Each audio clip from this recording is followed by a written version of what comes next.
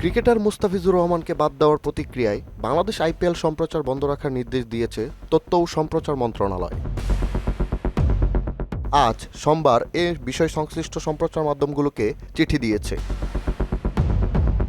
চিঠিতে বলা হয়, ভারতীয় ক্রিকেট বোর্ড আগামী ২৬শে মার্চ থেকে অনুষ্ঠেয় Indian premier league IPL cricket খেলায় বাংলাদেশ তারকা খেলোয়াড় মুস্তাফিজুর রহমানকে কলকাতা নাইট রাইডার্স দল থেকে বাদ দেওয়ার নির্দেশ দৃষ্টিগোচর হয়েছে। ভারতীয় ক্রিকেট বোর্ডের এই সিদ্ধান্ত কোনো যৌক্তিক কারণ জানা নেই।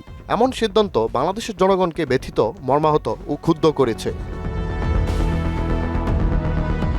এ অবস্থায় পরবর্তী নির্দেশ না দেওয়া পর্যন্ত আইপিএলের সব খেলা এবং অনুষ্ঠান প্রচার বা সম্প্রচার বন্ধ রাখার জন্য অনুরোধ করা হলো। এমন একটি নির্দেশ আসতে পারে তা ধারণাই করা হচ্ছিল, কারণ ক্রিকেটার মুস্তাফিজুর রহমানকে বাদ দেওয়ার প্রতিক্রিয়ায় বাংলাদেশে আইপিএল সম্প্রচার বন্ধের উদ্যোগ নিতে তথ্য ও সম্প্রচার উপদেষ্টাকে অনুরোধ করেছিলেন উপদেষ্টা অধ্যাপক আসিফ নজরুল। আগের দিন গত শনিবার আইপিএল সম্প্রচার বন্ধের এই অনুরোধের বিষয়ে গতকাল রোববার তথ্য ও সম্প্রচার উপদেষ্টা সৈয়দ রেজওয়ানা হাসান সাংবাদিকদের বলেছিলেন, আইনি ভিত্তি পর্যালোচনা করেছেন, এটা কোনো মাধ্যম কিভাবে সিদ্ধান্ত গ্রহণ করতে হবে সেই বিষয়টা দেখে সিদ্ধান্ত নেওয়া হবে।